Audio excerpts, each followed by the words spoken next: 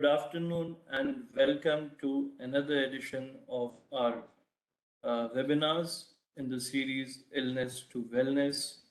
As you all have been with us since a very long time, almost 2 years, and you all know that we've been carrying out these webinars, we've been conducting these webinars on issues concerning the health, concerning your health, and during the period of COVID, when we were all under lockdown, these webinars were to a certain extent lifeline of many of our patients and our viewers. With the help of these webinars, we were giving them authentic information right from few of the best specialists in various fields of medicine on all different fields in all different fields of medicines from all over the country, and not only from our country, from all over the world, I would like to say. So these webinars have been instrumental in providing good, authoritative and right medical information to our viewers since past 2 years already. And even before that, we have been conducting outreach, health awareness programs. We've been conducting camps with free checkups, free health checkups, free tests, and have been disseminating information to the population of, we've been basically doing them in Delhi. And here I would like to welcome and thank Shri Anil Rajputji, who's the chairman of the CSR Council of ASSOCHAM, who's been instrumental in organizing these programs, the physical programs, the health camps, and subsequently these webinars in the series Illness to Wellness. So welcome, sir, welcome all the audience, and welcome our esteemed panelists. Over to you, sir, for starting this program. Sir, you are muted. Unmute, please. Unmute yourself, sir, please. Thank you very much, Dr. Kesri. It's my proud privilege to welcome Dr. Anjana Singh, Director in HUD, Fortis Hospital, Noida, Dr. Shalini Jaggi, Senior Physician, Consultant, Diabetologist, Life Diabetes Center, New Delhi, Dr. Meena Chabra, Senior Physician, Senior Visiting Consultant and Diabetologist, Sir Gangaram Hospital, New Delhi, and Dr. Kesri. Good afternoon and warm welcome to the webinar on women health. Thank you so much. Thank you. Issues and solutions organized by ASSOCHAM under its Illness to Wellness campaign. The Illness to Wellness campaign has been at the forefront of spreading awareness about healthy living. Through its various interactive online sessions with top health and wellness experts, this campaign has been successfully guiding participants for timely management of critical illness and discusses steps that should be taken for preventive health. I must take this opportunity to thank all the doctors and health wellness experts for playing a pivotal role in the success of this campaign.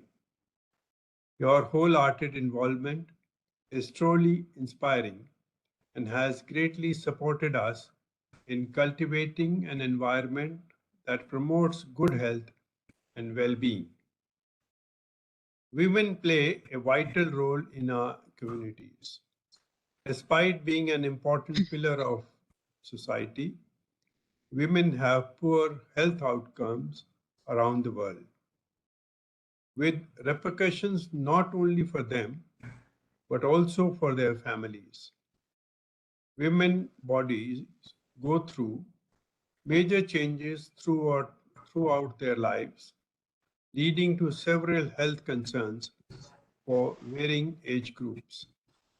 Today's webinar centered around women's health, will discuss the problems and conditions that affect the physical and emotional well-being of the women population and shed light on the need for a holistic and comprehensive approach to achieve better health for this crucial 50% of the population of our country.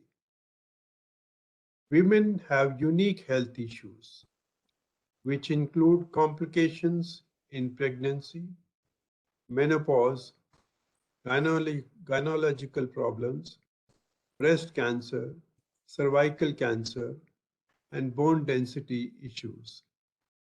On health issues that affect both the genders, medical researchers have stated that women are more likely to die following a heart attack than men.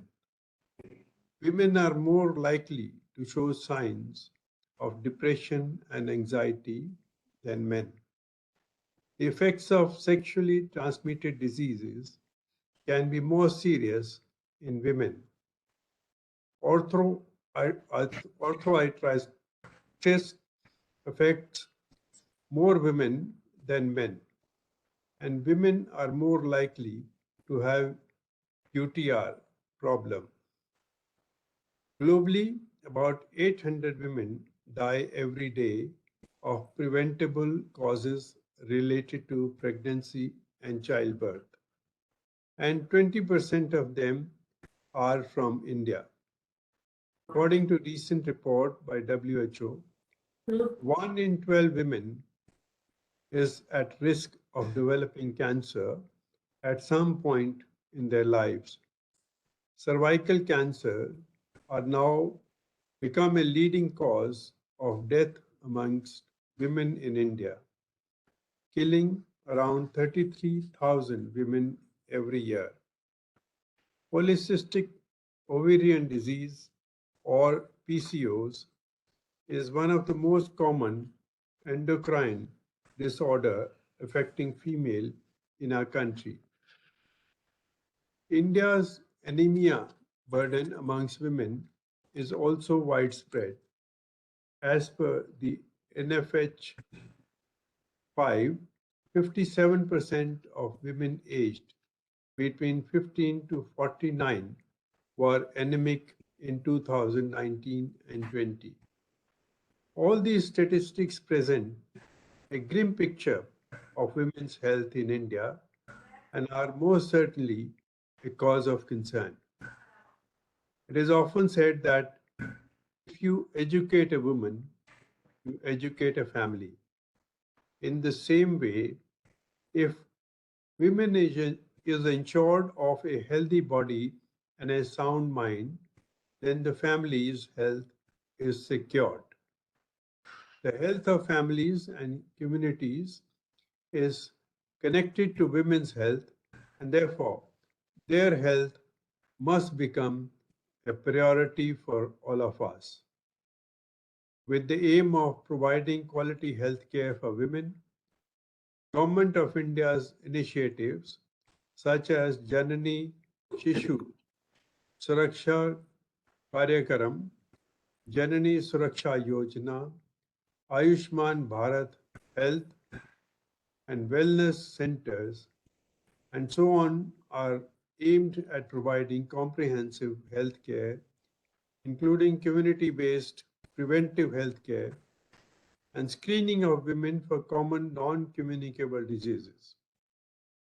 Additionally, the government offers financial and technical support to states, union territory under the National Health Mission for the implementation of Anemia Mukt Bharat strategy. It is also vital that every woman has access to knowledge about the spectrum of her health conditions. Awareness can promote healthy lifestyle practices, which are ultimately the best way to avoid diseases, prolong life, and improve quality of life.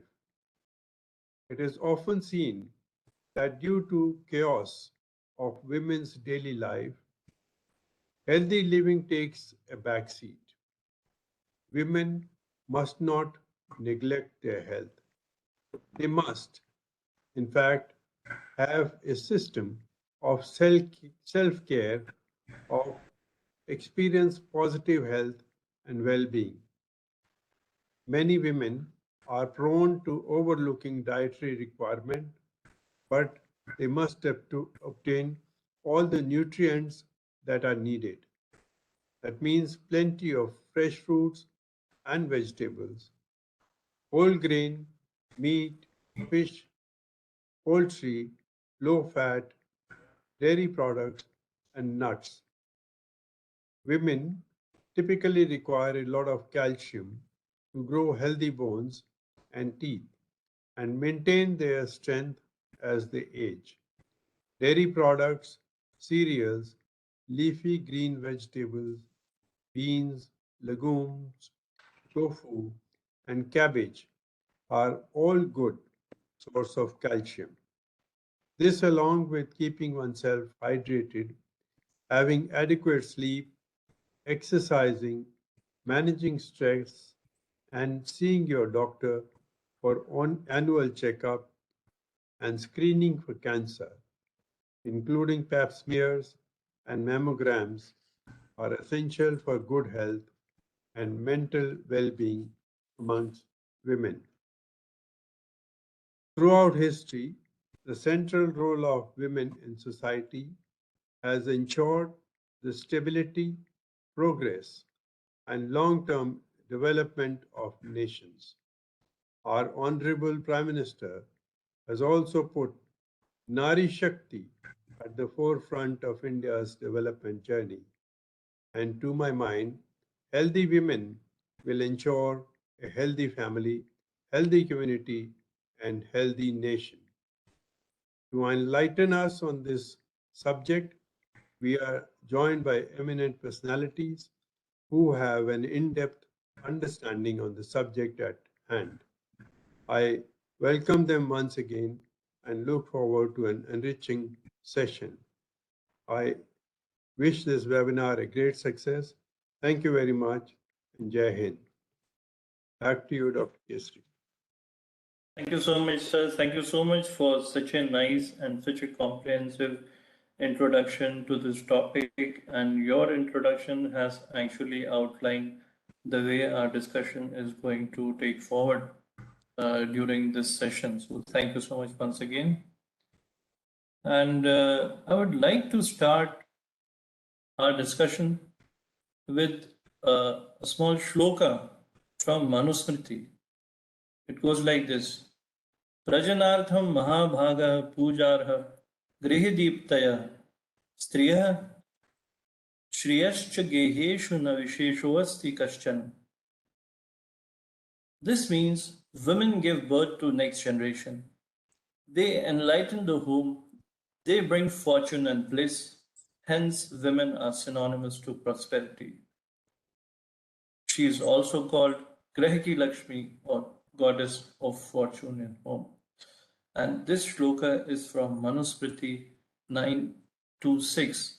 So we all know that during time, since the time immemorial, the importance of womanhood has been understood.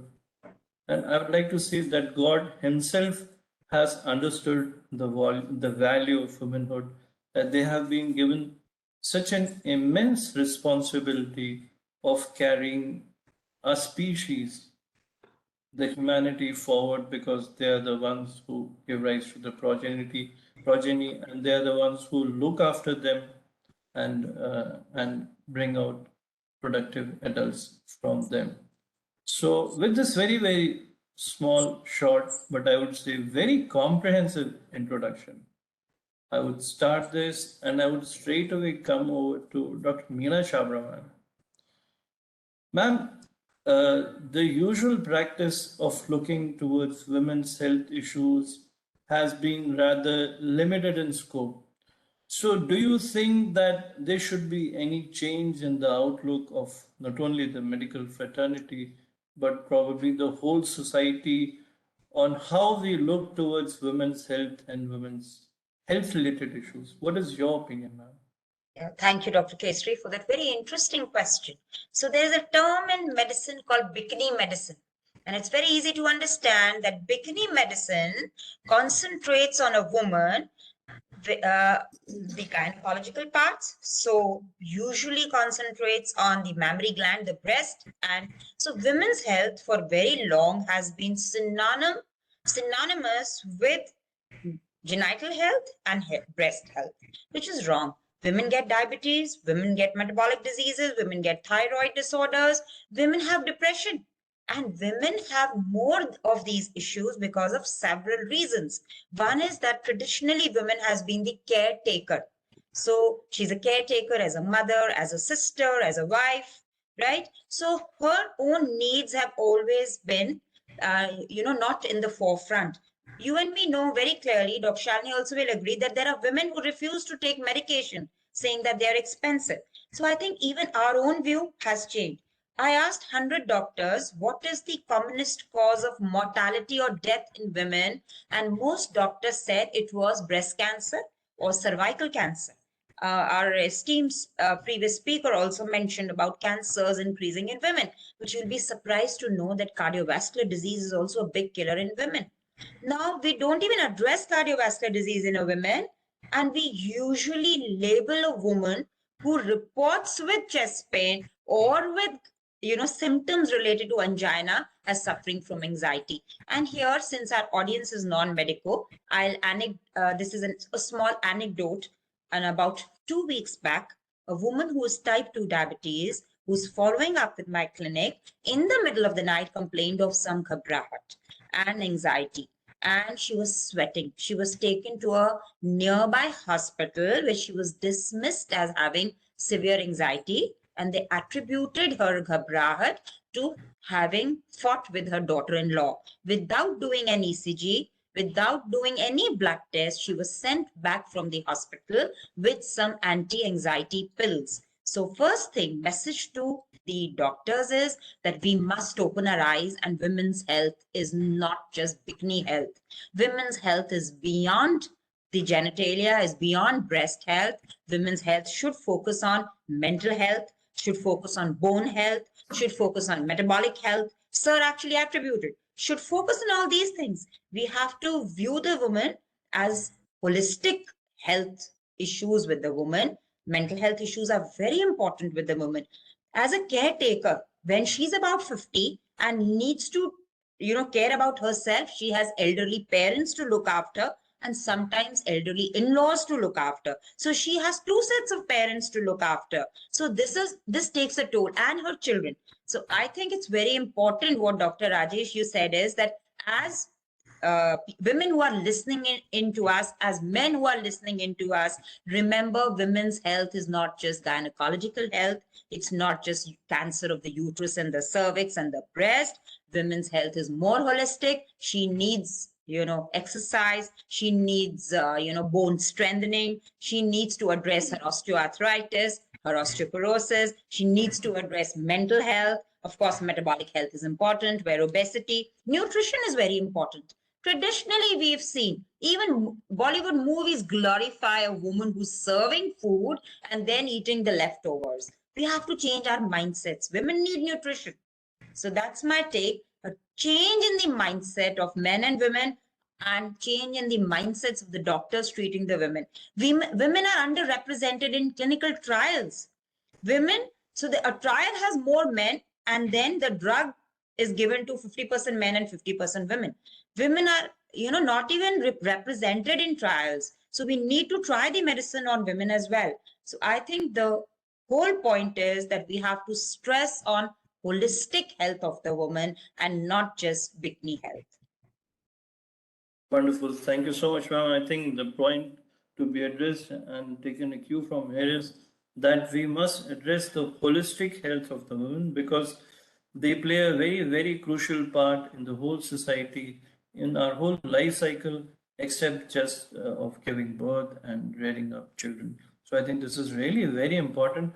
So I would like to move ahead, and I would say that keeping in mind uh, the way the nature progresses from women when they are small, young girls and kids. And with this, I'd like to come over to Dr. Anjana, ma'am. Now, what is, if I were to ask you, what is one most important issue which you would like to highlight in young preteens, girls, which you see in your practice with your big experience, is something which must be talked about and highlighted here? Thank you, Dr. Rajesh. Actually, the commonest, issues that we see in these young girls is number one, hormonal, like PCOS. This is one hormonal imbalance which is so rampant in, females in the reproductive age group and young girls. And most of them, they come, they are obese, they are hirsute, and they have irregular cycles. And and most of the times they don't even know why, why all this weight gain is happening, why suddenly, they've started growing hairs at the wrong places and hairs from their right places are falling off. And apart from that, they also have a lot of, psychological issues also. At times, they are very stressed out, and they are not even able to relate why all this is happening, because there is so much of hormonal imbalances in these girls. And and apart from that, it is also the stressful lifestyle that is, these girls have to face these days, because here I put up in Noida, and it's a IT hub. So all these females, they're doing a lot of graveyard shifts, and according to UK, US timings, and their biological clock is totally disturbed. So so because of that, their ovaries, they start secreting hormones in irregular manner, and that really takes a toll on their health. So, and otherwise also, apart from PCOS, another important problem that I see in these young girls is infections. Sexually transmitted diseases. These girls, yes, they are in front of the computers and laptop the whole day, but they do not have the exact knowledge, how to prevent themselves, how to save themselves from these sexually transmitted diseases, what all are the barrier methods that can be used. So that is also one very, very common problem. And apart from that, many young, these days I've been seeing that many young girls, they come with unwanted pregnancies. This has also become very, very common aspect. It's just because, they're not aware. They may be aware, but they don't come to doctors for the contraceptive health, or, for the contraceptive advice and all. So these infections and hormonal imbalances, and these are one of the very, very common problems that we are seeing in our OPDs these days. Thank you, ma'am. Yeah. I think this is really very important. Some of the issues which you mentioned, we are seeing in our populations, that young girls are reaching the menarche, that is the first periods, much earlier than they used to earlier, probably even not too long ago, but few decades back, and a lot of that may be attributed to the social media and other things which are readily available. So probably we need more of education on that part through different mediums, through schools and through social media and through other such methods. So thank you so much, ma'am, for that. I would move over to Dr. Shalini, ma'am. Ma'am, as Dr. Anjana has mentioned about PCOS or PCOD, so I would request you to elaborate a little bit on that and throw some light on what are the consequences of this particular condition on the metabolic health. As Dr. Meena had started, that we have to encompass the whole life of a woman and not just focus on the periods and on the reproductive health. What other issues can be associated with these? Thank you, Dr. Rajesh. I think it's a very relevant question today when we are seeing so much of adolescent obesity as well coming in. So I think it's the entire lifestyle, the gamut of the environmental stress, the lifestyle that has a huge role to play when it comes to all these metabolic disorders. And the root cause of all this, like I said, inactivity, sedentary lifestyle, obesity. So what we are seeing these days is a lot of PCOD in young girls. Now, polycystic ovaries, there are certain specific criteria that you need to label before you call her as somebody who's got PCOD, and that is something that your doctor is the best judge to do. So you cannot just, have irregular periods and call yourself a PCOD, or maybe just have some pimples and say I have PCOD. So basically there has to be a hormonal imbalance, there has to be some kind of a disturbance in your periods, in your monthly cycles, maybe some weight gain, some clinical markers. Suppose you've been putting on weight, a lot of people start getting skin tags. All these basically are markers of insulin resistance that develops in the body. Now, for people who are not more into medical jingo, all this means is a girl who's probably putting on weight, who does not have a balanced lifestyle, has poor eating habits. For her, once she starts gaining weight most often, what happens is the insulin that the body produces, it's a hormone, the body kind of develops a resistance to the actions of this hormone. Now this is essentially because of obesity and all these other things. Once that happens is you will start getting multiple problems. Commonly it presents with irregular periods, or a girl, somebody who's developing a lot of acne, a lot of hair in the wrong places. So it's like you start getting facial hair and all those things. You visit a doctor, you get an ultrasound done, you do some hormone test done, and you get a diagnosis of PCOS. Most commonly, you do not even need hormones for the treatment. All you need to tell the child is to start walking, losing weight, eating right, sleeping on time, good mental health. So I think all these PCOS, for a large extent, can simply be managed by lifestyle management.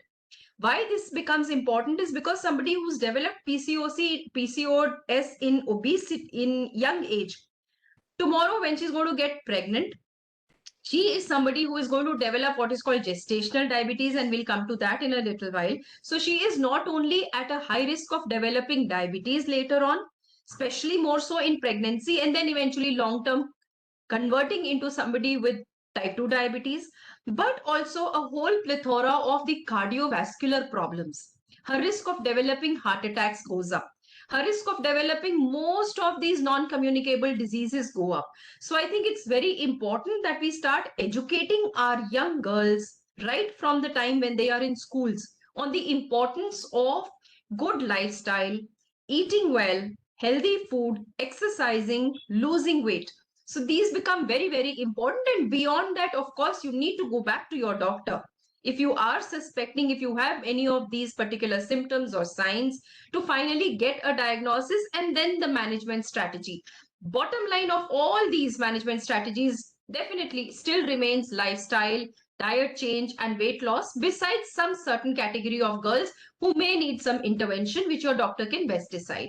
So it's important not only to take care of PCOS right in the beginning, to lose weight, to stay active, to prevent diagnosis of diabetes later on, to have a safe pregnancy, to prevent gestational diabetes at this point, and for the cardiovascular health of the woman, because PCOS will increase all these. Thank you so much. Thank you so much, ma'am. I think you have very, very rightly underlined the fact that this is a condition which is extremely common nowadays in young girls, especially in cities, at least the places that we practice. And just by following these very common sense practices, being physically active, having a good diet, and reducing weight, many of the diseases in the of adulthood, as Dr. Meena had mentioned, can be prevented, and the life can be much better, productive, and fruitful for our young girls.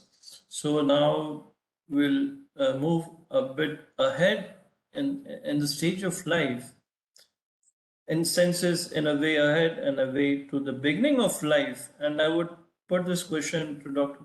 Meena, ma'am. When we're talking about metabolic diseases, and in particular, and especially about diabetes, now we have started talking about primordial prevention. So, madam, what is this, and what is the important role of woman as a mother?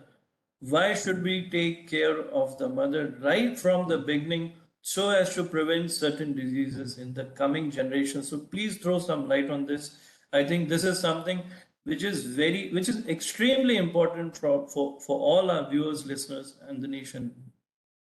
तो इसको मैं simply बताती हूँ, क्योंकि आपने कहा तो जी। हिंदी में सुने, बहुत ही इंटरेस्टिंग है कि मदर मैल नरिश थी, वो she is a rural mother, she is malnourish during pregnancy, she does not get enough food.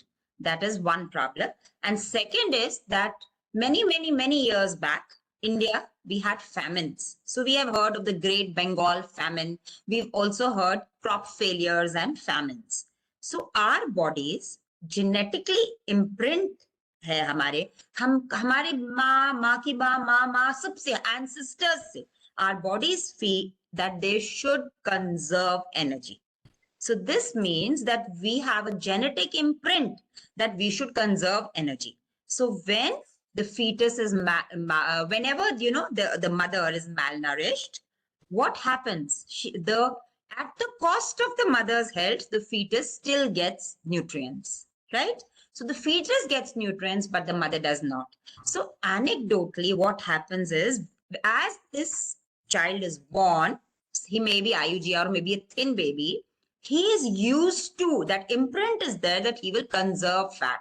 So when he moves from the rural to the semi-urban area, or there is little more mobility, and such a child who was born thin now gets food, has catch-up growth, gets more food. Particularly, all people who are listening in will rather not be surprised to see these 5-10 rupees packets, and Maggie is now even consumed by our lower class people. Even the laborer, the woman doesn't want to cook, she's working very hard and she finds it difficult, so she gives these packets. Now this child, who in the womb of the mother was subjected to less energy dense food, had barely any nutrition, when he's born and there is more extra calories given to him, and that too not sensible calories from proteins but only from bad carbs, this child tends to conserve energy, right? And he tends to become a thin fat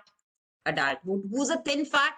Thin, limbs are thin, muscle mass is low, but the liver has excess fat, the pancreas has excess fat, so he develops, ectopic fat in the liver, ectopic fat in the pancreas. So this is very important. This is the problem that we know as the, I will not take the medical terms because you told me not to. So we are not talking about the Indian phenotype or the genetic, but this is simply to understand that nutrition in the mother is important, and that is also known as primordial prevention. So that is why Mr. Rajput mentioned all the health programs, which we should be talking to school girls. We should be addressing the girls, talking to them about nutrition. Dr. Shalini and me had discussed that we will be taking this forward, Dr. Kesri, with RSSTI Delhi. Yes, and we will be addressing the girls, talking to them about carbohydrates, fats, and proteins.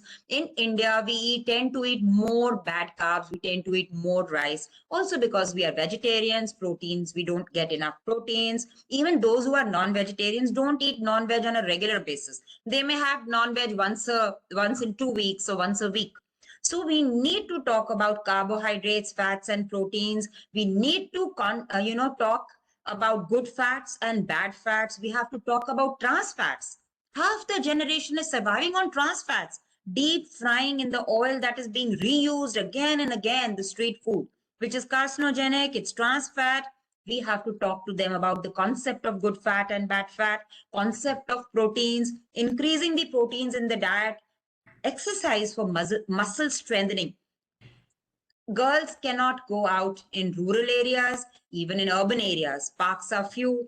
There is a risk of, harassment, sexual harassment of the girl child. She has to be escorted. Our cities, even urban cities, are not safe. These are the problems that we have to address at the governmental level, then at the community level, and then at the level of the doctor. So primordial prevention means nutrition has to be taken care of, because if the girl knows about nutrition, she gets pregnant, she knows that, and nutrition is not expensive. You can get iron from kala chana, you can get iron from gur, because it has been made in iron kadai, where you can get So gur chana can be rich in iron. You can get iron from all green leafy vegetables, which are easily available.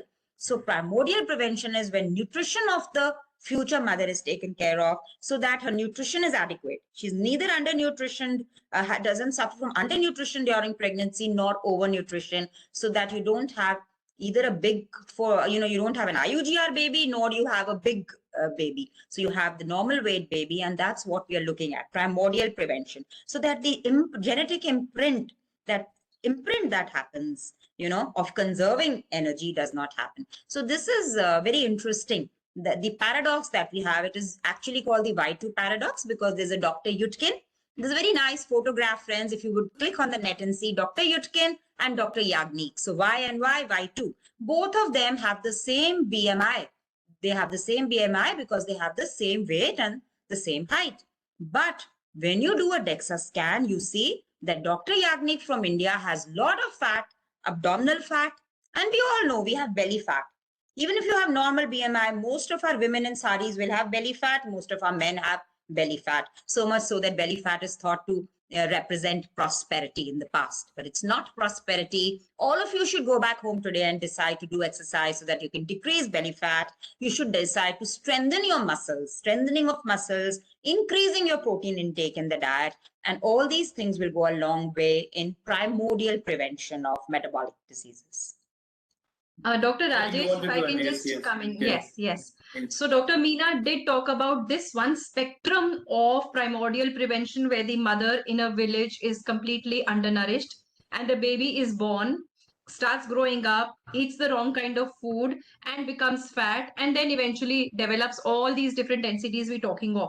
The other spectrum, of course, is the overnutrition spectrum, because there's something Yes. that she very nicely said, something called intrauterine programming. Now, this means that when the mother is pregnant and the baby is not yet born, the environment that the baby is growing up in will leave an imprint on that baby and decide his future life course all along. This not only, in Hindi we say Garbha Sanskar. I think Garbh Sanskar में, we generally say कि अच्छी बात सुनो, अच्छी किताबें पढ़ो, अच्छी चीजें देखो, शांत रहो. वो तो संस्कार है, but I think very important संस्कार is आप बच्चे को environment कौन सा दे रहे हो in terms of nutrition. In urban India, if you are prosperous, even in a normal middle class family, pregnancy is a time for celebration. So people think कि आप pregnant हो तो ज्यादा खाना है, 2 लोगों के लिए खाना है, खाते रहो, जो खाना है वो खाओ.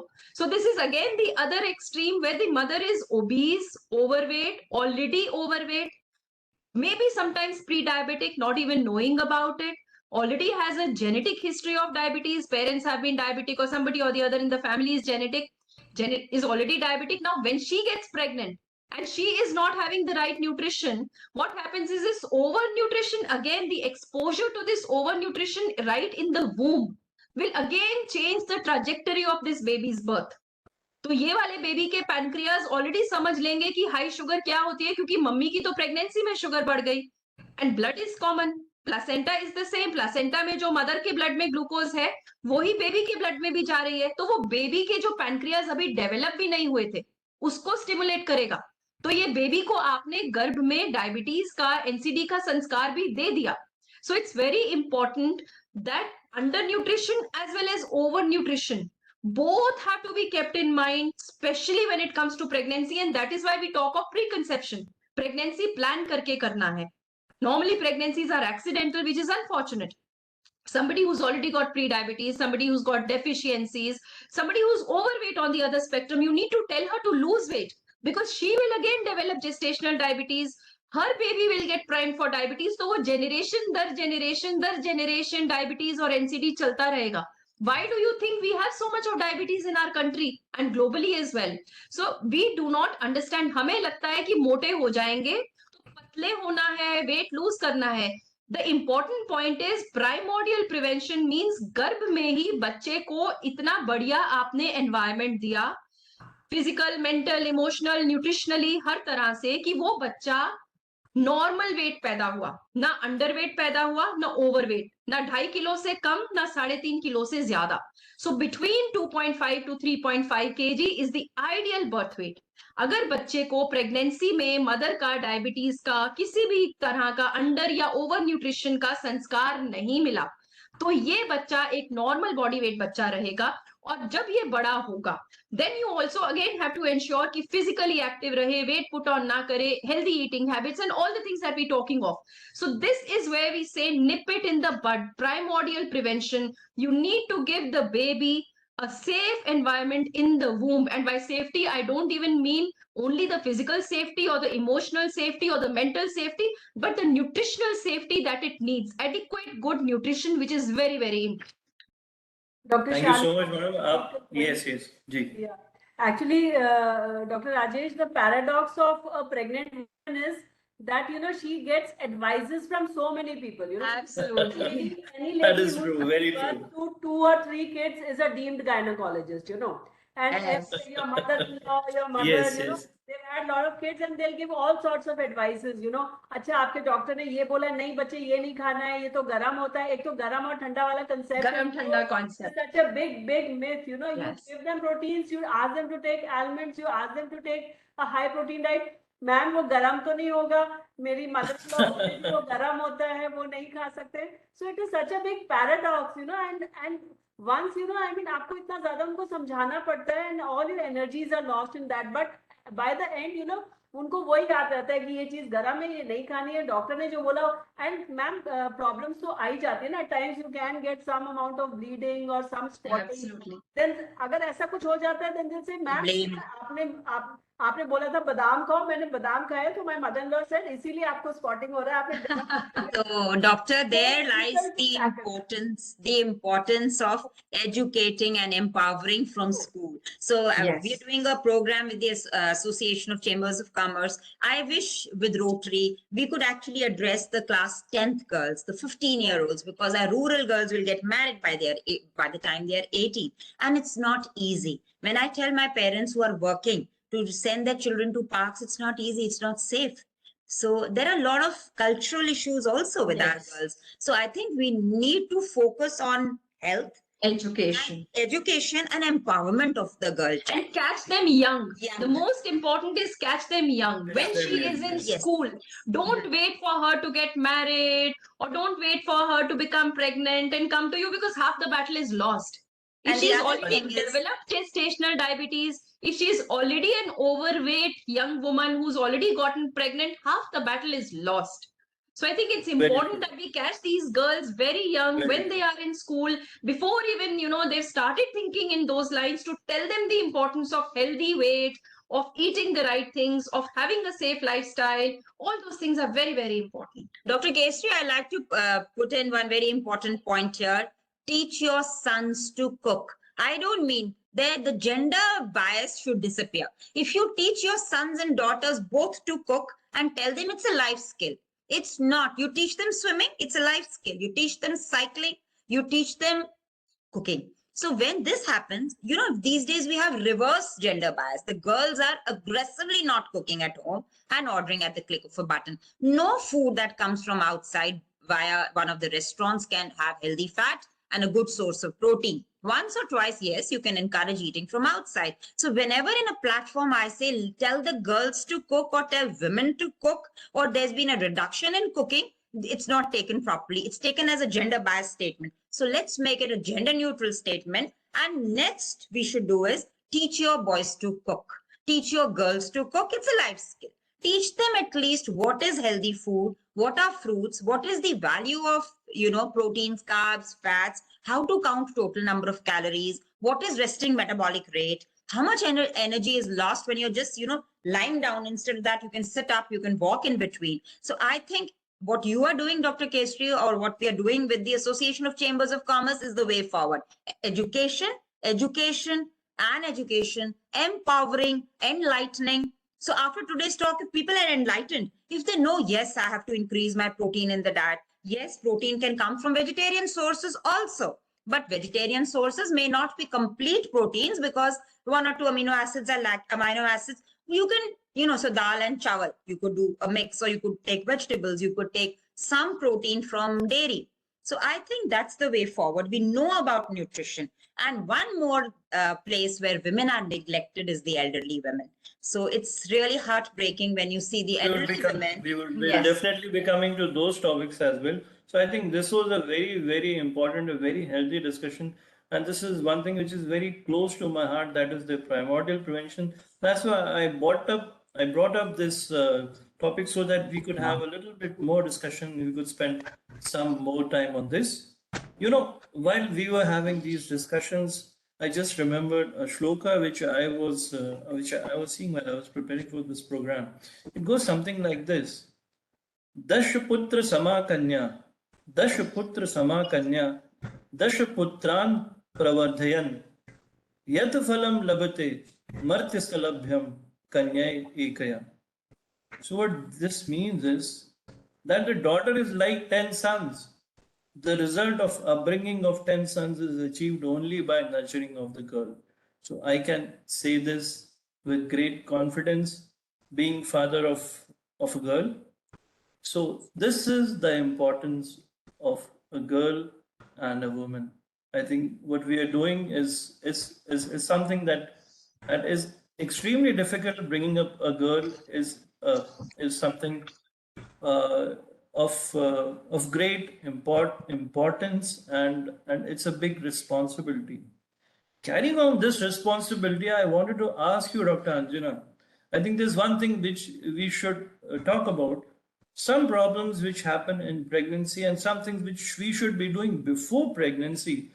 Vaccination of girls. What are the important vaccines? Because there are some things which we must give to the girls. Few words about that. Yeah. So actually, pre-conception counseling and pre-conception visit to the gynecologist is very important for a couple, who's trying to become pregnant. And in that preconceptional counseling, we just advise them regarding certain things. Number one is the requirement of folic acid tablets. We just advise them to take at least 3 months of folic acid, because most of the females, they are deficient in folic acid, and that leads to many congenital abnormalities and abortions during pregnancy. So we very categorically ask them to take folic acid 3 months prior to planning.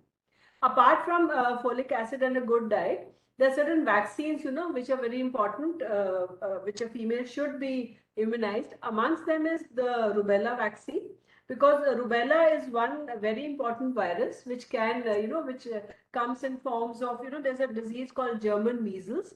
And if it happens in a female during pregnancy, it can cause certain congenital defects in the babies. And the babies could be mentally retarded, or they can have certain issues. So it is very important that a female should be immunized for she should be given a rubella vaccine.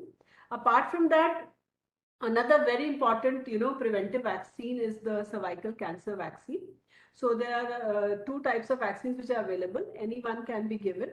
And this is very important because the protection every 8 minutes, one female is dying of cervical cancer. That is the burden of cervical cancer in our country. So it is very important that a female should be immunized, so that she is protected to the tune of 94% against cervical cancer. So this is also, a part of preconceptional counseling, because that is the time, we try to catch these ladies when there are maximum chances, when they're going to visit the doctors, because it is otherwise very difficult. So it's before pregnancy and after pregnancy, we generally advise regarding these vaccines. And then another important vaccine is a typhoid vaccine, which can be given prior to her planning and all. So these are the important vaccines we generally recommend a female when she comes for preconceptional counseling. Even without, even if the female is not coming to you for preconceptional, for the preconception advice or counseling, would any of you like to say a few words about cervical cancer vaccine, the importance of it? Because many countries over the world, especially the developed countries, they have made it compulsory and mandatory for girls, but in our country it is quite costly. So would you please elaborate a little bit so the people understand the Dr. value Rajesh, and the importance of specifically this vaccine? we've just recently launched a very cheap vaccine in India as well. So I hope with the coming of that, when if we start using that, we really, going to cover a big population after the launch of the Indian vaccine. Anyhow, Is it? Yes. cervical cancer is a cancer which is caused by a virus. It is HPV virus. Exactly. Yes. And any cancer which is caused by a virus, I mean, can be prevented because we can develop a vaccine. So we have a vaccine against HPV virus, and this virus, if it stays in the vagina for about 10 to 15 years, it can lead to cervical cancer. It's not that once you get a virus and within a year or two you would get cervical cancer. It takes about 10 to 15 years for that virus to stay. So during that period, if we are able to screen the females by doing a regular pap smear, which is a very, very important screening program in our country, so we can also detect this cancer in the primitive stage. And if any female who's 10 to 45 years of age group can be given this vaccine. Now 10 years we've taken because generally the recommendation is that the vaccine should be given before a female is becomes sexually active. So in the Western countries, females are sexually active at quite a relatively younger age. So they have kept that age of 10 to 45 years. So during that time, I mean, there are 3 doses of any of the vaccines which are available. So they can be given, and they say that the protection is to the tune of 94%. If a female, she gets cervical cancer vaccine, and then a regular pap smear screening can still be done even after taking that vaccine, so that we are actually very much aware that she is totally cancer free. Wonderful. I think that are normal, then she can repeat it after 3 years. Thank you. I think that was very important information for all our viewers, that cervical cancer vaccination for all our girls is very important and should be ideally done in order to prevent cervical cancer later in life. So thank you so much. Since we are running out of time and we have a long list of issues to address, straight away come over to Dr. to you, ma'am, Dr. Shalini. And diabetes is a pandemic, no less than COVID maybe. It is affecting all of us, and the incidence is, in some states, it is 30% plus. So this just tells us the magnitude of diabetes. And obviously, women folk also develop diabetes. So tell us about the importance of diabetes, both pre-gestational diabetes and what you were attributing to gestational diabetes in women. Please give some highlights of it. I'm asking you both these questions together, even though I understand that this is a very vast topic, but I also know that you specialize in gestational diabetes. You've written textbooks on this subject and you have done considerable research also. So, madam, please tell us something about both these important topics. Thank you, Dr. Rajesh. Since very short of time, I'll try to make myself very crisp and brief. The important part is all of us have somebody or the other who is already a diabetic. So by virtue of being Indians, by virtue of being Southeast Asians, all of us have those genes. So it's just a question of time when it manifests. Now what happens is, if you are a girl who's already overweight, who's already got parents who've had diabetes, or somebody in the family, chacha, mama, dada, dadi, somebody or the other who's got diabetes, you have the genes in you. Now, when you are planning a pregnancy, if you get pregnant, suppose you already had some amount of pre-diabetes and you were not aware of it. Once you conceive, what happens is the hormonal changes that come in your body. जो pregnancy में baby की development के लिए hormone जरूरी हैं, जब वो hormones बनने शुरू होते हैं तो वो आपके बॉडी में फिर से एक इंसुलिन रेजिस्टेंस की स्टेज लाते हैं. तो उसमें क्या होता है कि आप ऑलरेडी ओवरवेट है, जीन्स आपकी ऑलरेडी हैं, या प्रेगनेंसी आपकी थोड़ी लेट एज में हो रही है, आप already high risk for diabetes हैं. अब प्रेगनेंसी हुई, प्रेगनेंसी थोड़ा एडवांस हुई, आपके जो हार्मोन्स बने वो hormones somewhere around second trimester या थर्ड ट्राइमेस्टर, उनकी वजह से आपके शुगर्स डिरेंज होने शुरू हो जाते हैं. ये जो प्रेगनेंसी में डायबिटीज आई है, जो सेकेंड या थर्ड ट्राइमेस्टर में आई है, पहले आपको डायबिटीज बिल्कुल नहीं थी, चेक किया या नहीं किया is a different story, but first trimester में नहीं थी लेकिन सेकंड या थर्ड ट्राइमेस्टर में आई है, इसको हम जेस्टेशनल डायबिटीज बोलते हैं, जो प्रेगनेंसी में हॉर्मोन्स की वजह से आई है। 80 to 90% केसेस में इसको मैनेज करने के लिए सिर्फ आपको डाइट कंट्रोल, वॉक, एक्सरसाइज, ये सब हम मेजर्स बोलते हैं। 10 to 20% में मेडिकेशंस की जरूरत पड़ती है, जिसपे हम बाद में बात करेंगे। तो ये जो जेस्टेशनल डायबिटीज होती है, ये एक रेड अलर्ट होता है आपके लिए कि आपको प्रेगनेंसी में एक स्ट्रेस सिचुएशन आई और वहां पर आपकी शुगर्स बढ़ गई, आपने उसे कंट्रोल किया डाइट से, लाइफस्टाइल से, या चाहे आपने इंसुलिन लेना पड़ा। प्रेगनेंसी के बाद जैसे ही डिलीवरी हुई, बेबी बाहर आया, हॉर्मोन्स खत्म हो गए और ये डायबिटीज नॉर्मल हो गई। तो बहुत से लोगों को लगता है अच्छा वो प्रेगनेंसी में टेम्परेरी डायबिटीज थी, उसके बाद कहानी खत्म हो गई, तो अब हम खा पी सकते हैं, जो सब चल रहा है लाइफ वैसे चल सकती है। But this is wrong. अगर आपको एक बार जेस्टेशनल डायबिटीज आई है तो इसका मतलब है आपकी बॉडी में ऑलरेडी डायबिटीज का रिस्क है।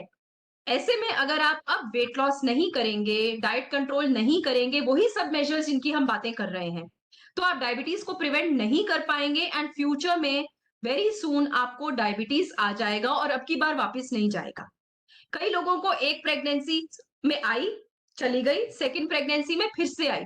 अगर आपको पहली प्रेगनेंसी में 7वें, 8वें, 9वें महीने में आई थी, तो सेकंड प्रेगनेंसी में और जल्दी आएगी, 4th मंथ में, 5th मंथ में, प्रोवाइडेड आप उस दौरान inter pregnancy period, inter conception period में ऑलरेडी प्री डायबिटिक नहीं हुए तो इसलिए यहाँ एक मैसेज मैं सबको देना चाहती हूँ कि अगर आपको कभी भी प्रेगनेंसी में जेस्टेशनल डायबिटीज डायग्नोज हुआ था तो please be on an alert. आपको कभी भी डायबिटीज डेवलप हो सकता है आप ऑलरेडी प्री डायबिटिक हो या डायबिटिक जोन में आ रहे हो, तो एटलीस्ट वंस अ ईयर अपना एक सिंपल जीटीटी टेस्ट, नहीं तो और कुछ नहीं तो अगर घर में ग्लूकोमीटर है तो कम से कम थोड़े थोड़े टाइम में अपनी fasting sugar, 2 hours after food sugar, या अपना HbA1c नाम का टेस्ट कराते रहें, सो दैट आपको थोड़ा आइडिया रहे कि मैं प्री डायबिटिक या डायबिटिक जोन में नहीं हूं।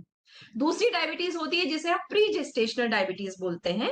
इसका मतलब है कि आप ऑलरेडी टाइप 1 डायबिटिक हो या टाइप 2 डायबिटीज या कोई भी तरह की आपको डायबिटीज है और आप प्रेगनेंसी प्लान कर रहे हैं। तो ऐसे में भी बहुत जरूरी है कि अगर आप ऑलरेडी जानते हैं कि मुझे डायबिटीज है या फॉर दैट मैटर मैं प्री डायबिटिक हूं, तो आपको प्रेगनेंसी एक्सीडेंटल नहीं करना है। आपको अपने डॉक्टर से मिलके अपने शुगर कंट्रोल को इतना टाइट करना है कि आपका HbA1c 6.5 के नीचे रहे, विच मीन्स टाइट कंट्रोल रहे आपकी शुगर। क्योंकि जब आप प्रेग्नेंट होते हैं, जो पहले 6 से 8 हफ्ते होते हैं वो बहुत इंपॉर्टेंट होते हैं। आपको पता भी नहीं होगा कि आप प्रेग्नेंट हो गए हैं ना, क्योंकि you have to miss your first period to actually suspect pregnancy. But unfortunately वो जो पहले 4 से 6 हफ्ते हैं, जब आपने ऑलरेडी कंसीव कर लिया तो बेबी बढ़ना शुरू हो गया, एम्ब्रियो ऑलरेडी बढ़ रहा है, ऑर्गन्स जो बच्चे के डेवलप होते हैं, हार्ट, उसका अपर लिम्ब, उसका लोअर लिम्ब, उसके जो स्पाइन डेवलप होनी है, जो उसका नर्वस ब्रेन डेवलप होना है, तो बहुत सारे ऑर्गन्स की डेवलपमेंट तो फर्स्ट 6 to 8 वीक्स के अंदर हो जाती है। हम कहते हैं ना 6ठे हफ्ते या 7वें हफ्ते में तो हार्ट बीट आ जाती है। तो अगर इन क्रूशियल 6 to 8 वीक्स में अगर आपकी शुगर ज्यादा रही, तो जो मैंने इंट्रा यूट्राइन प्रोग्रामिंग की बात की थी, एक तो वो तो चली रही है, दूसरा ऐसे में अर्ली प्रेगनेंसी लॉस, अबॉर्शन का रिस्क ज्यादा हो जाता है और कॉन्जेनाइटल अनोमलीज का रिस्क बहुत बढ़ जाता है। तो बच्चे में डिफॉर्मिटीज आ सकती हैं, बहुत तरह के उसमें प्रॉब्लम्स आ सकते हैं, आपके बच्चे में कोई ना कोई प्रॉब्लम आ सकती है। तो इसलिए बहुत जरूरी है कि चाहे वो प्री जेस्टेशनल डायबिटीज है या वो जेस्टेशनल डायबिटीज है, हमें दोनों सूरत में अपने शुगर्स और अपने वेलबींग का बहुत सख्ती से ख्याल रखना है। And like I said, try to see कि pregnancy is not an accidental pregnancy, it is a planned pregnancy. और अगर कभी भी आपको जेस्टेशनल डायबिटीज हुआ है तो हमेशा आप पर डायबिटीज का रिस्क मंडराता रहेगा। तो टाइम टू टाइम अपने शुगर्स को चेक करते रहिए, अपना ईटिंग हैबिट्स सही रखिए, लाइफस्टाइल सही रखिए, एक्स्ट्रा वेट को लूज कीजिए, stay healthy so that you can at least prevent conversion to diabetes at a later stage rather than at an earlier age. And similarly अगर हम आइडिया इज जेस्टेशनल डायबिटीज को भी prevent करना है, और वो हम जैसे मैंने कहा था अडोलेसेंस में ही या यंग एज में ही अगर कोई लेडी हाई रिस्क लगती है, तो अगर हमें फैमिली में किसी को ऑलरेडी, मेरे फादर को या मदर को डायबिटीज है, या मेरी ऑलरेडी एज ज्यादा है जब मैं प्रेग्नेंट होना प्लान कर रही हूँ, मेरी शादी लेट हुई है, मैं वर्किंग हूँ, आजकल हम सब वर्किंग विमेन है, तो पढ़ाई करते ही 25-28 साल की उम्र हो जाती है। जब तक शादी होती है आप 28-30 के होते हैं, तो जब तक आप प्रेगनेंसी प्लान करते हो आप ऑलरेडी 30+ हो चुके होते हो। तो ये सब आपके high risk for gestational diabetes वाले सिनारियोज हैं। तो आप इनमें से किसी भी जगह फिट होते हैं तो बहुत जरूरी है कि आप ध्यान रखिए कि आपके शुगर्स कंट्रोल में हैं। आप अपने शुगर्स रेगुलरली चेक कीजिए, वेट कंट्रोल कीजिए और अपने डॉक्टर से मिलके अपना पूरा प्री कंसेप्शन चेकअप करके ही अपनी प्रेगनेंसी प्लान करिए। थैंक यू मैम, आपने बहुत बहुत ही अच्छे से समझाया। I won't repeat a single word because समय तो पार हो चुका है, बट कुछ चीजें हैं जिसकी चर्चा बहुत जरूरी है। Doctor Meena, over to you. Thyroid और ऑस्टियोपोरोसिस, इसके बारे में कुछ शब्द बताइए। बहुत ही सिंपल बताती हूँ, we have no time that it's thyroid एक ऑटो इम्यून बीमारी है, तो ये औरतों में ज्यादा होती है, काफी पॉपुलेशन को है, तो समय समय पर थायराइड की जांच होनी चाहिए। सिम्टम्स का वेट नहीं करना चाहिए, so there should be a preventive checkup where thyroid function test should be done. We can simply do only one test, TSH, और समय समय पर ऐसे कैंप्स भी लगते रहते हैं जहाँ थायराइड फंक्शन किया जाता है। तो ये एक ग्लैंड होता है हमारे गले में पाया जाता है, जिसको थायराइड ग्लैंड कहते हैं। इसमें से एक हार्मोन निकलता है, जिस प्रकार से पैनक्रियाज में से इंसुलिन निकलता है उसी प्रकार थायराइड ग्लैंड में से थायराइड हार्मोन निकलते हैं। तो यदि थायराइड ग्लैंड हमारा हार्मोन की मात्रा कम बनाता है तो इससे हाइपो या हाइपोथायरॉयडिज्म या कम मात्रा में थायराइड बनता है। तो इसका जब ये कम बनता है, लेस थायराइड हार्मोन बनता है, हाइपोथायरॉइड, तो हमारी हर चीज स्लो हो जाती है, ये याद रखना है। तो हम मेंटली स्लो हो जाएंगे, हमें नींद ज्यादा आएगी दिन भर, हम स्लो हो जाएंगे तो हमारा वेट बढ़ जाएगा, हमारा खाना ठीक से डाइजेस्ट नहीं होगा, तो और हमारा पेट भरा भरा लगेगा, हमें कॉन्स्टिपेशन हो जाएगी क्योंकि हमारे इंटेस्टाइन स्लो हो जाएगी, पल्स भी स्लो हो जाएगी, नींद आएगी। तो यदि आपको थकान लगेगी, so if you have symptoms of fatigue, you're putting on weight, you're not eating well, in spite of that you're putting on weight, so you should get your thyroid function test done. These are symptoms. Even without symptoms, I recommend, since we have a huge burden of thyroid disease in India, so we should get time to time screening जो है वो pregnancy के पहले बहुत जरूरी है. Again, it's important to screen for thyroid disorders before pregnancy. तो before planning a pregnancy, of course, अगर निकलता है तो फिर दवाई दी जाती है. Pregnancy में तो बहुत ज्यादा screening की जाती है. We have doctors here who would vouch for that it's important for the baby's mental health and other issues. That is important. Now इसके लिए बहुत छोटी सी गोली दी जाती है रिप्लेसमेंट के लिए. ये टैबलेट होती है और इसका कोई इंजेक्शन नहीं होता. ये टैबलेट आपको डोज जरूर इसकी आप सेट करनी पड़ती है. डॉक्टर करते हैं इसकी डोज सेट कि आपको कितने हार्मोन की आवश्यकता है. और एक बार आपको थायराइड होता है और वो ऑटो इम्यून है, यानी आपका ग्लैंड डिस्ट्रॉय हो रहा है, तो फिर ये दवा आपको लाइफ लॉन्ग लेनी होती है.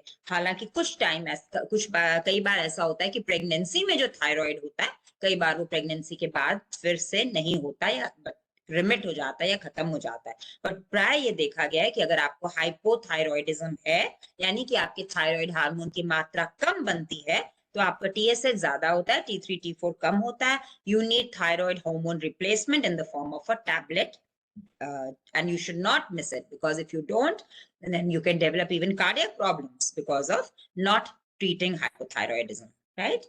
And you may continue to gain weight, सूजन हो सकती है पूरे शरीर में, भूख नहीं लगती, constipation होती है.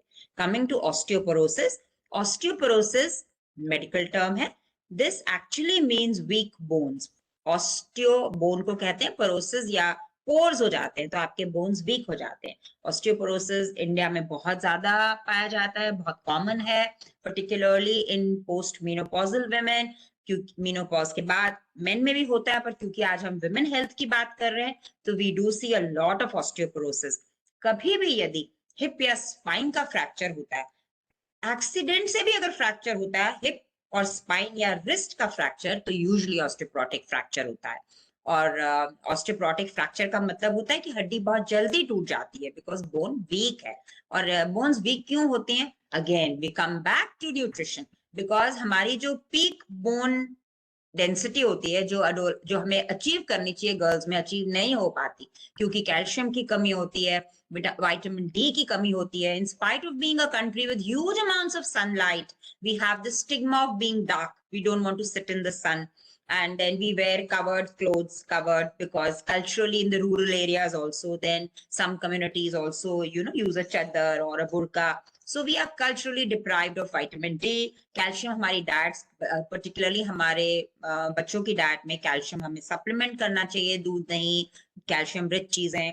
अगर calcium deficiency और vitamin D deficiency होती है, peak bone मास अचीव ही नहीं हो पाता, लड़कियों में ये और कम होता है. और फिर जब मीनोपॉज होता है, हार्मोनल चेंजेस होते हैं, हार्मोन्स कम हो जाते हैं, so chances of fracture increase. तो ऑस्टियोपोरोसिस की अब तो बहुत सारी दवाइयां भी हैं, इसे डायग्नोज कैसे किया जाता है ये इंपॉर्टेंट है. तो of course if you already had a fracture of the hip और द स्पाइन और the wrist, we assume it's osteoporotic fracture, but otherwise DEXA scan is the gold test. आपको आपके डॉक्टर कह सकते हैं कि आप DEXA स्कैन कराएं, DXA DEXA. सो इसमें it's like an x ray, painless test होता है, बिल्कुल पेनलेस टेस्ट होता है. For my audience they should know कि इसमें कोई नीडल नहीं, कुछ नहीं. It's like an x ray absorptiometry. तो इससे ये पता लगाया जा सकता है कि आपकी बोन्स की क्या हालत है. इसमें 2 स्कोर होते हैं, T score and Z score. आप टी स्कोर बस याद रखें कि टी स्कोर अगर माइनस में होता है यानी आपके बोन्स जो है ऑस्टियोपोरोटिक है. तो आप याद रखें अगर ये -2.5 से टी स्कोर आपका कम है, that means your bones are now osteoporotic. और बीच की जो होती हैं उसको ऑस्टियोपीनिया बोलते हैं. तो यदि आपको इसमें सिम्टम्स यही होते हैं, हड्डियों में दर्द होता है. 2 टर्म्स हैं, osteoarthritis and osteoporosis. So layman के लिए जरूरी है. ऑस्टियोआर्थराइटिस उम्र के साथ हमारी जो नीज में दर्द होता है, जैसे अगर बायलैटरल नी ऑस्टियोआर्थराइटिस है, वजन की वजह से होता है, अगर वजन ज्यादा है, अगर हम स्ट्रेंथनिंग एक्सरसाइजेस नहीं करते अपने जो पैरों की जो मसल्स हैं, और हमारे जैसे जैसे एज बढ़ती है हमारा गैप जो है, ऑयल जो है, लुब्रिकेशन कम होता रहता है जॉइंट्स का, इसे ऑस्टियोआर्थराइटिस कहते हैं. This is part and parcel of ageing. Ageing के साथ ऑस्टियोआर्थराइटिस होता है. ऑफ कोर्स वेट ज्यादा हो तो ज्यादा होता है. तो ऑस्टियोआर्थराइटिस अलग चीज है. ऑस्टियोपोरोसिस का मतलब है कि शरीर की सारी हड्डियां जो है वो कमजोर होती है. उन ऑस्टियो इज बोन और पोरोसिस मतलब पोरस हो जाती हैं. तो हड्डियों की ताकत के लिए हमें कैल्शियम चाहिए, न्यूट्रिशन चाहिए, और ऑफ कोर्स विटामिन डी हम देते हैं, सप्लीमेंट देते हैं, इंजेक्शन भी है, टैबलेट्स भी आती हैं. इंजेक्शन इतना जरूरी नहीं है, टैबलेट्स ज्यादा अच्छी होती हैं, या पाउडर्स आते हैं, लिक्विड्स भी आते हैं. So I think thank you ma'am, आपने बहुत अच्छे से और डिस्क्राइब किया, बताया. Thank you so much. Doctor Anjana ma'am, few words, taking a cue from Dr. Meena, few words about menopause and PMS. Okay. First, I would like to talk on PMS, premenstrual syndrome. ये एक तरह की समस्या होती है जो कि जो फीमेल्स को during just before periods they feel certain symptoms, like उनको कुछ लोगों को बहुत ज्यादा गैस्ट्राइटिस हो जाती है, कुछ लोगों को बहुत ज्यादा हेडेक हो जाता है, कुछ लोगों को बहुत ज्यादा थाई में पेन्स होता है, लो बैक एक होता है. And many of the females are also quite उनको थोड़ा सा स्ट्रेस और एंजाइटीज भी बहुत ज्यादा होती है. तो जनरली ये मतलब मतलब ये काफी ज्यादा कॉमन आजकल हम लोग देख रहे हैं, स्पेशली वर्किंग विमेन में पीएमएस के सिम्टम्स काफी होते हैं. तो बेसिकली कुछ basic hormonal deficiency like vitamin B12 deficiency की वजह से भी ये सब होता है. एक प्रॉपर डाइटरी हम लोग एक simple primrose oil tablets capsules उनको प्रिस्क्राइब कर देते हैं. थोड़ा एक्सरसाइजेस के लिए उनको बोलते हैं that you should go out for regular exercises, तो उससे उनका पीएमएस वाले सिम्टम्स ठीक हो जाते हैं. बट कुछ लोग काफी ज्यादा मतलब क्रॉनिक जिनको पीएमएस होता है तो उनको थोड़ा सा हार्मोन्स पे भी हमें डालना पड़ता है, जिससे उनका पीएमएस जो है वो थोड़ा सा इम्प्रूव हो जाता है. सो इट इज क्वाइट मतलब ये बहुत ही डिस्टर्बिंग है, बिकॉज फीमेल्स का ना एक तो पीरियड्स में काफी लोगों को बहुत ज्यादा प्रॉब्लम्स होती है और अपना उनका वर्क और वो सब टाइम मिस हो जाता है. ऊपर से ये पीएमएस जो है ना 2-2 हफ्ते पहले शुरू हो जाता है लोगों को, तो उनका आधे से ज्यादा महीना तो काफी सारी फीमेल्स का इसी में निकल जाता है in overcoming the symptoms. But then अगर हम उनको प्रॉपरली काउंसलिंग कर दें और ये सप्लीमेंट्स और एक्सरसाइजेस के लिए बोले तो वो काफी हद तक उसमें रिलीफ हो जाता है. और रही बात मेनोपॉज की, आजकल वैसे तो पहले मेनोपॉज का जो एज था वो था समवेयर अराउंड 40, 44, 45, 47. आजकल जो हम लेटेस्ट ट्रेंड जो अब देख रहे हैं, मेनोपॉज का एज हमारा काफी बढ़ गया है 50+. ज्यादातर लेडीज जो है आजकल 50+ एज ग्रुप में मेनोपॉज में लैंड कर रही हैं.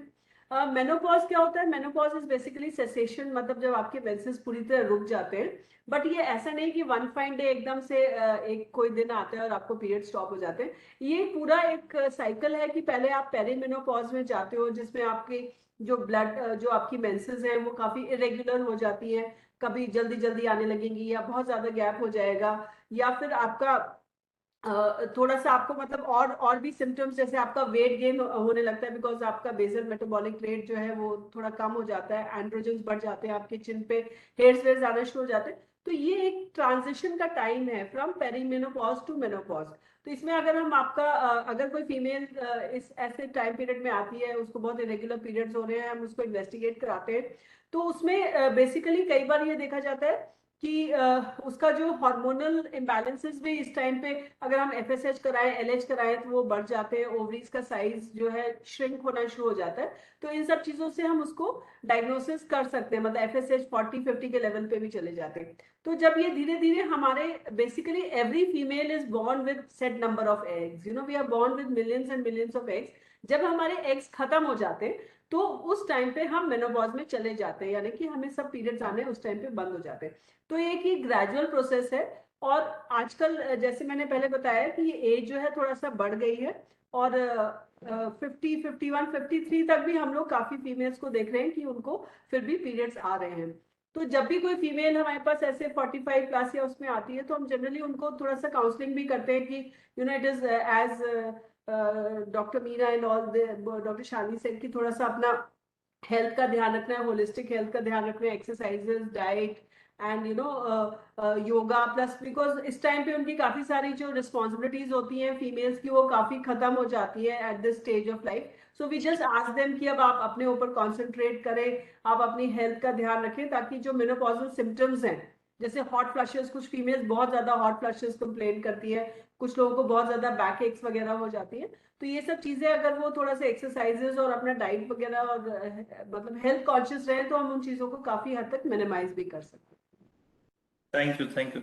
डॉक्टर शालिनी, हम लोग ऐसा बोलते हैं हमेशा कि God has made this world in such a way that as long as females can reproduce, they are given a sort of protection by God, कि उनको दिल की बीमारियां नहीं होती, हार्ट अटैक नहीं होते। पहले तो ऐसा होता है क्या? और अगर ऐसा होता है तो किन परिस्थितियों में इसका विपरीत हो जाता है? बहुत सही बात है, ऐसा एक्चुअली होता है बिकॉज जब तक आप रिप्रोडक्टिव एज ग्रुप में, जैसा अभी मैम ने बोला कि हमारे जो हॉर्मोन्स है ना, एक वुमन की लाइफ में, उसकी लाइफ जर्नी में हॉर्मोन्स चेंज होते रहते हैं। एक वो छोटी 10 साल की 11 साल की बच्ची है, उसका हार्मोन प्रोफाइल अलग है। जब वो मेनार्क हो जाता है, पीरियड्स आते हैं, तो उसके हार्मोन लेवल्स चेंज हो जाते हैं, वो रिप्रोडक्टिव एज ग्रुप में आ जाती है, फिर वो प्रेग्नेंट होती है। अब प्रेगनेंसी में हार्मोन्स का फिर से लेवल चेंज हो जाता है। तो वो हार्मोनल जर्नी जो एक फीमेल की है ना, वो पूरा टाइम उसकी बॉडी में साथ चलती है। और जैसे डॉक्टर अंजना ने बात की कि मीनोपॉज, तो मीनोपॉज में अब वो जब उसके पीरियड्स रुक गए, वो रिप्रोडक्टिव जर्नी उसकी खत्म हो गई, और उसकी जो ओल्ड एज शुरू हुई, वहां उसके हार्मोन्स फिर खत्म हो गए। तो जो हमारे ईस्ट्रोजन, जो एक हमारे फीमेल हार्मोन्स है, जब तक तो वो रिप्रोडक्टिव एज ग्रुप में थी, वो हमें एक हार्ट को और बाकी हमारी बॉडी में बहुत सारी वेलबींग को प्रोटेक्शन देते हैं। जैसे ही वो हार्मोन्स खत्म हुए, किसी की अर्ली हिस्टेक्टमी हो जाती है कई बार मल्टीपल कॉजेस की वजह से, जैसे ही मीनोपॉज आया, ईस्ट्रोजन लेवल्स आपके खत्म हो गए, तो वो जो आपको एक प्रोटेक्शन आपको हार्ट डिजीज से और बाकी चीजों से मिली हुई थी, वो खत्म हो जाती है। उसी तरह हड्डियों में जैसे कैल्शियम एब्जॉर्ब होता है, तो हड्डियों को वो डेंस बनाता है। लेकिन अब क्या होता है, जब इस्ट्रोजेंस खत्म हो जाते हैं, मीनोपॉज चला जाता है, मीनोपॉज हो जाता है, तो क्या होता है कि हड्डियां कैल्शियम को एब्जॉर्ब करना बंद कर देती हैं। तो this is a very common reason कि पोस्ट मीनोपॉजल एज ग्रुप में आप देखते होंगे कि दादी को, नानी को या मम्मी को जरा सा भी, आप बोलते हैं ना कि अरे कुछ भी नहीं हुआ, जरा सा पैर मुड़ा और हड्डी टूट गई। तो this is very common in the elderly women, because वो मीनोपॉजल एज ग्रुप में जो हॉर्मोन्स ने हड्डियों में कैल्शियम डालना था, हड्डियों को मजबूत करना था, या फॉर दैट मैटर हमारी जो हार्ट की प्रोटेक्शन थी, तो वो सारी चीजें खत्म हो जाती हैं। तो हमारे हॉर्मोन्स हमें इस टाइम पे धोखा दे जाते हैं। तो इसलिए, क्योंकि मालूम है कि एक ना एक टाइम पे हर फीमेल की लाइफ में मीनोपॉज आना है, तो हमें उससे पहले ही अपने न्यूट्रिशन को, अपनी बॉडी को इतना स्ट्रॉन्ग करके बिल्डअप करके रखना है, हड्डियों को पहले ही संभाल के रखना है कि कल को जब ये हॉर्मोन्स का छाता जो है ना, अम्ब्रेला, ये खत्म हो जाएगा, तो कम से कम उस वक्त हमारी हड्डियां इतनी मजबूत हो कि जरा सी ठोकर लगी, जरा से स्लिप हुए और वो चटक ना जाए। तो this is again where we come back to the role of lifestyle, nutrition, healthy weight, eating habits, eating the right things, calcium, vitamin D supplementation, cardiac health issues. You need to be very careful. आपको अपनी heart health का भी ध्यान रखना है। जरूरी नहीं है कि जिस दिन मुझे छाती में दर्द होगी और मेरे स्टेंट डल जाएगा उसके बाद मैं लाइफस्टाइल बदलूं। जरूरी है कि मैं अपना लाइफस्टाइल आज ही इस तरह से बैलेंस करके रखूं।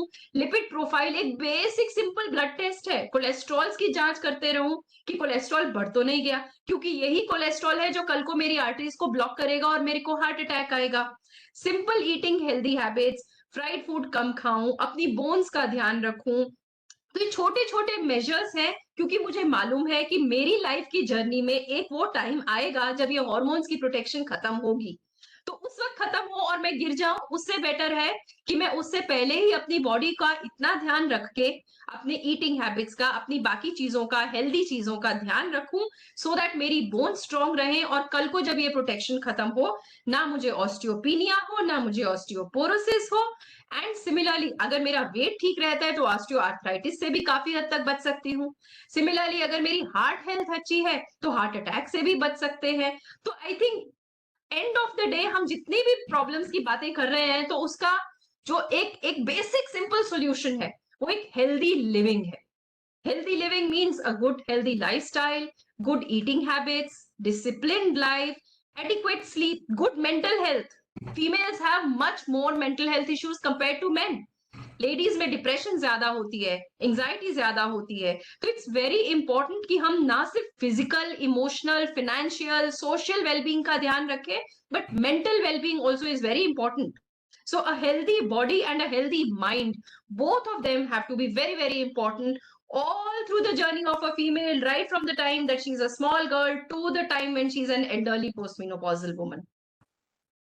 आई थिंक आपने बहुत ही सुंदर और बहुत ही पैशनेट तरीके से ये बताया। Thank you so much. And in conclusion we have overshot our time to a great No, extent. we must talk about mammogram. One last thing, Yes, that yes, mammography, breast Yes, cancer yes. screening. We missed Yes, that. yes. So I think that is important. Whatever the guidelines are, doctor absolutely. can tell us. Doctor, go ahead and tell us the guidelines. So if you have history of breast cancer in the mother, I think guidelines is screen earlier. Otherwise, after 45, I think once in 2 years, is it 3 years, doctor? Once in 3 years. You 3 should years, right? Once in 3 years. with, 3 years. regular Yeah, mammography. so I think that. Madam आप थोड़ा सा हमें, doctor Anjana ma'am, थोड़ा सा हमें बता दीजिए breast cancer के बारे में। हाँ, क्यों, क्या और कैसे रोकथाम yes, करेंगे? ये तो आप बता दीजिए। जो आफ्टर सर्वाइकल कैंसर जो सेकंड मोस्ट लीडिंग कैंसर है फीमेल्स में, वो ब्रेस्ट कैंसर है। और ये ब्रेस्ट कैंसर बेसिकली इसके लिए हमें, मतलब जैसे हम सर्वाइकल कैंसर स्क्रीनिंग पैप्समेयर से कर सकते हैं, इसमें जो मोस्ट इम्पॉर्टेंट जो तरीका है हम अपने आप को कैसे जान पाए, वो है सेल्फ ब्रेस्ट एग्जामिनेशन। कहा जाता है कि जब हमारे पीरियड्स खत्म हो जाते हैं, उस टाइम पे हमारी जो ब्रेस्ट होती है वो थोड़ा सा सॉफ्ट होती है। तो उस टाइम पे हम एक मिरर के सामने खड़े हो जाए, जब हम शावर ले रहे हैं उस टाइम पे हम अपने एक मिरर के सामने खड़े हो जाएं और अपने फिंगर टिप से हम अपनी ब्रेस्ट को, दोनों ब्रेस्ट को पैल्पेट करें इन अ रेगुलर सर्कुलर मोशन, और उसको हम देखें कि हमारा नॉर्मल ब्रेस्ट टिश्यू कैसा है, हम उसको फील करें। जब हम उसको हर महीने फील करेंगे तो हमें एक आइडिया हो जाएगा कि हमारा नॉर्मल जो ब्रेस्ट का फील है वो ऐसा है। और अगर उस आगे चल के अगर किसी भी मंथ में हमें ऐसा लगा कि जो नॉर्मली हम फील कर रहे थे वो अब हमें नहीं लग रहा है, हमें कुछ टाइटनेस लग रही है या कुछ गांठ जैसा लग रहा है, या फिर हमें लग रहा है कि हमारे निपल्स में से कुछ डिस्चार्ज आ रहा है, चाहे वो एक ब्लडी टाइप का डिस्चार्ज है, या फिर हमें लग रहा है कि जो स्किन जो पहले हमारी बिल्कुल इवन थी उसमें जगह जगह डिम्पलिंग हो रही है, या फिर कुछ इडीमा हो रहा है, सोलन हो रही है, या फिर हमें कहीं पर एक पर्टिकुलर पॉइंट पे बहुत पेन है, रेडनेस है और उसको हम छू रहे हैं तो उससे हमें बहुत ज्यादा दर्द हो रहा है। तो ये सारी चीजें हम मतलब अवेयर हो सकते हैं, स्पेशली अगर हमें एक हमारी फैमिली में अगर हिस्ट्री है हमारी मदर को, या कोई मतलब ब्लड रिलेशन में बुआ मासी किसी को भी है, तो मैं और ज्यादा केयरफुली मतलब एग्जामिन अपने आप को करके, और अगर हमें जरा सा भी डाउट है तो हमें तुरंत डॉक्टर के पास जाना चाहिए, सो दैट एक अगर आपकी उम्र 40 साल से कम है और आपको इस टाइप का कुछ भी एबनॉर्मेलिटी लग रही है, तो फिर डॉक्टर्स जो है एक अल्ट्रासाउंड एडवाइस करते हैं, ताकि क्योंकि हमारा ब्रेस्ट टिश्यू डेंस होता है तो हमारी मैमोग्राफी नहीं हो पाती है, तो अल्ट्रासाउंड में हम उसको डिटेक्ट कर सकते हैं और अकॉर्डिंगली आगे मैनेज कर सकते हैं कि हमें उसको एफएनएसी करना है, बायोप्सी करना है, या सिंपल उसको मेडिकली ट्रीट करना है। और अगर हमारी एज 40 से ज्यादा है तो एक बहुत ही सिंपल सा, बहुत ही इजीली अवेलेबल हॉस्पिटल में टेस्ट होता है मैमोग्राफी, जो कि एक तरह का एक्सरे है, जिसमें आपका बिल्कुल ब्रेस्ट टिश्यू को कंप्रेस करके और एक फिल्म ली जाती है, और उस फिल्म में हम एक सिंपल एक एक्सरे की तरह, उसमें थोड़ा सा आपको डिस्कम्फर्ट हो सकता है बट पेन बहुत ज्यादा नहीं होता है, तो उसमें फिर जो एक्सरे में जो भी पिक्चर आएगी उससे डॉक्टर जो है उसको देख के और वो आगे डायग्नोसिस बना सकता है कि आपको मतलब कुछ कैंसर है, या मतलब आपका जो सिम्टम्स है वो नॉर्मल ट्रीट हो सकती है। तो स्क्रीनिंग बहुत ज्यादा इम्पोर्टेंट है, और ईयरली कहते हैं अगर आप मतलब 40 के बाद ईयरली मैमोग्राफी होना चाहिए। Thank you, man. Thank you. I think this was a very, very important issue, and thank you, Dr. Meena, for bringing this up. I would request each one of you to give a small message to our audience. Let's start with you, Dr. Meena. Ma'am, एक message हमारी audience के लिए. You muted, you muted. Unmute कर लीजिए, ma'am. Okay, so my message is that you are also important. आप जो सब मुझे सुन रहे हैं, you are important as a mother, as a daughter, as a sister, as a wife, but your inward journey. So in simple words, I want to say up to 25, you are studying, you are a student, brahmachari, from 25 to 50, you give your family, your children, your husband, but, or that could be extended to 55, but at 55, your inward journey should begin. Please take care of your health. And I mean, not just your metabolic health, your bone health, your cardiac health, also your mental health. And Dr. Kestri, I'll request that we have another talk on mental health. We couldn't cover it. We have anxiety issues. Shalini put it very simply, just be happy. It's not easy for a woman to be happy. She's the caretaker, like I told you. Today, I'm telling you, I'm old and I have my own problems, but I have aging parents to look after. So I may have my own problems, but I have aging parents with whom, and aging in-laws with whom I have to struggle. So a woman at this age, it's difficult for her to look after herself, but mantra should be, अगर मैं अपना ख्याल स्वयं नहीं रखूंगी तो फिर मैं कैसे दूसरों की हेल्प कर सकती हूँ। तो आप अपना ख्याल रखें, और अगर आपने अपने टेस्ट नहीं कराए तो आप आज ही मन बनाएं और कल ये सभी टेस्ट कराएं, कॉम्प्रिहेंसिव टेस्ट आप करवाएं, किसी भी आप लैब से या किसी भी डॉक्टर से मिलें। Thank you. बहुत सुंदर, thank you so much, thank you so much. Doctor Anjana, आप क्या मैसेज देना चाहेंगे? मैं तो यही कहना चाहूंगी अपनी सारी फीमेल्स और महिलाओं को कि stop proving to become a super women. You know, हमारे अंदर ये बड़ा होता है कि हम सुपर वुमेन है, हम ये भी करेंगे वो भी करेंगे, और वो सब चीजों को करने के और मैनेज सब करने के चक्कर में हम अपने आप को भूल जाते हैं। तो मैं तो ये कहूंगी कि थोड़ा सा हम सेल्फिश हो जाएं, थोड़ा सा अपने बारे में भी सोचें और अपने हेल्थ के बारे में सोचें, क्योंकि अगर हम अपने हेल्थ के बारे में सोचेंगे तो हमारे आसपास जो भी लोग हैं जिनका हम पिवट हैं, तो वो अपने आप ही, हमारी फैमिली, हमारी सोसाइटी, सभी लोग जो हमसे जुड़े हुए हैं वो ठीक, बिकॉज जब तक हम अपने आप को खुश नहीं रखेंगे तो दूसरों को खुश नहीं रख सकते हैं। मेरा तो यही मैसेज है कि stop becoming a super woman and just be a normal woman and stay happy and healthy. Thank you so much, that was really wonderful. Doctor Shalini ma'am, आपका क्या संदेश है? आई थिंक मेरा संदेश भी यही है कि सबसे पहले be your own best friend. You know, simply staying healthy does not mean कि आज मुझे कोई बीमारी नहीं है और मैं कोई दवाई नहीं खा रही, does not mean I am healthy. I think health has to be a comprehensive health, not only your physical health, your mental health, your emotional health, besides of course your social health and your financial health and all those things. So I think a healthy woman only can create a healthy family, and a healthy family will create a healthy society, and a healthy society can only create a healthy nation and a healthy world. So I think it all starts with the woman who is at the center of the universe, because आप अपने आप को healthy रखोगे, अपने बच्चे को healthy habits दोगे, अपनी फैमिली को हेल्दी रखोगे, तो ऑब्वियसली हमारी सोसाइटी हेल्दी हो जाएगी ना। हर घर में अगर एक वुमन अपनी हेल्थ का, कॉम्प्रिहेंसिव हेल्थ का ध्यान रखेगी, तो ऑटोमेटिकली वो कैस्केड करेगा आपकी फैमिली हेल्थ पे, वो कैस्केड करेगा आपकी सोसाइटी की हेल्थ पे, वो कैस्केड करेगा आपके देश की हेल्थ पे. So I think it's important that it all starts with a woman, and the woman has to be at the centre of it and be her own best friend. Look after yourself well. Thank Thank you you. so much. I think that was really, really wonderful. This discussion about comprehensive health of women, and you've mentioned it very rightly, that if the woman is healthy, then that is going to have a cascading effect on the whole society, on the family, the society, and ultimately the nation. And I think uh, this was the very reason why we've organized this program, to convey the message of health. And now we'll take your word from it, comprehensive health, to our viewers, to our listeners, to the members of our society. So I'm thankful to all of you, our esteemed panelists, and I'm thankful to you on behalf of ASSOCHAM, on behalf of Sri Anil Rajputji, who is the chairman of CSR committee of ASSOCHAM. Unfortunately, he had to leave for a meeting, so otherwise he would have himself conveyed his gratitude to all of you.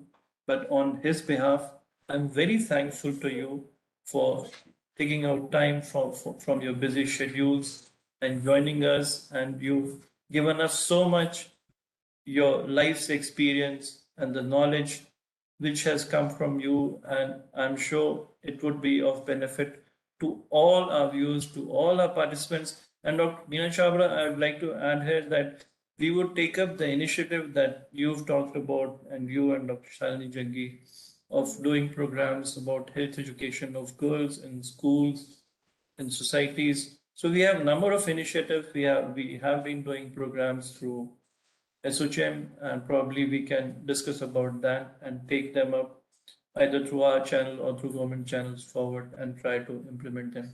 So once again, heartfelt gratitude to all of you. Thanks a lot for being with us, for coming in. Namaskar Thank you so and Jai much. Hind. Thanks Thank for you. inviting us. Thanks for inviting us. Bye. Bye. Thank you. Bye. Bye-bye. Bye. Bye. Bye now. Bye. Thank you. Bye. Thank you so much.